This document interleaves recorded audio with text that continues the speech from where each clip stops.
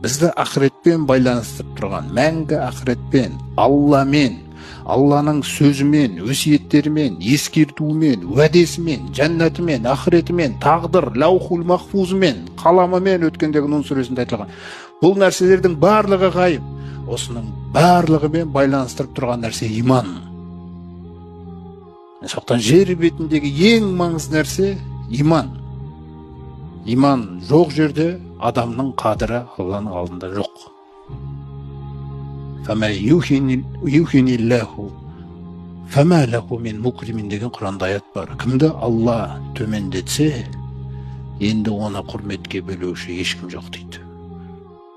Сондықтан иман осы сіздер мен біздерге берілген Алланың құрметі.